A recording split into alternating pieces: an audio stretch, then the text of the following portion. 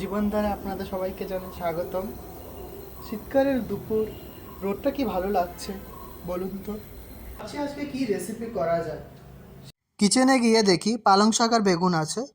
পালং শাকের মতো হেলদি খাবার তো আর হয় না, তাই ভাবলাম আজকে পালং শাক আর বেগুনের ঘন্ট বানিয়ে ফেলা যাক। তাহলে কি করে বানাতে হয় ওটা জানতে হলে আপনাদেরকে আমার সাথে পুরো ভিডিওটা দেখতে হবে। আমরা সবগুলো পালং শাক ভালোভাবে ধুয়ে নিলাম। এবার পালং শাকগুলোকে আপনারা একটু বড় সাইজ করে কেটে নেবেন।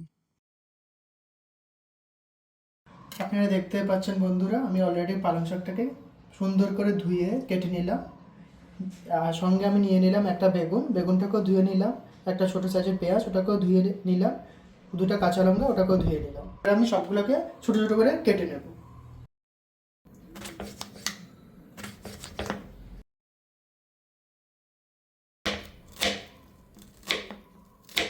এবার ধুয়ে রাখা কাঁচা লঙ্কাটাকে মাঝখান থেকে চিড়ে নেব।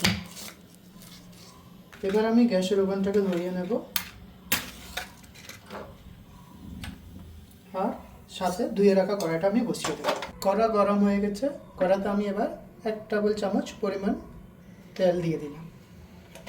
কড়াতে আমার তেলটা গরম হয়ে গেল, এবার আমি অ্যাড করে দেবো ওখানে কুচি কুচি করে কাটা পেঁয়াজ। এবার পেঁয়াজ কুচি ভাজাটার সাথে আমি অ্যাড করে দেবো একটা চেরা কাঁচা লঙ্কা, আর তার সাথে দিয়ে দেব ধুয়ে কেটে রাখা বেগুন। এবার আমি এর সাথে পরিমাণ মতো নুন অ্যাড করে নেব। এবার আমি অ্যাড করে নেব 1 চামচ পরিমাণ হলুদ গুঁড়ো।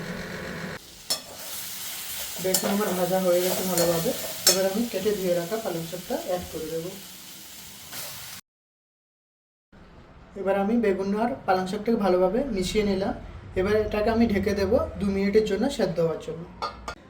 আমরা 2 মিনিট পর ফিরে এলাম, দেখাচ্ছি কীরকম হয়েছে। দেখুন বন্ধুরা কতটুকু জল বেরিয়েছে। আপনারা কিন্তু জলটা অ্যাড করবেন না, কারণ পালং শাকের মধ্যে অলরেডি জল থাকে। আমার পালং শাকের ঘন্ট রেডি, দেখতেই পাচ্ছেন। আমার কাছে বড়িটা নেই তাই দিতে পারছি না, যদি আপনাদের কাছে থাকে আপনারা ভেজে এখন ছড়িয়ে দেবেন, তারপরে নামিয়ে নেবেন। বন্ধুরা আমার পালং বেগুনের ঘন্ট রেডি, তাহলে আপনারাও বানিয়ে ফেলুন শীতের দুপুরে গরম ভাতে পালং বেগুনের ঘন্ট।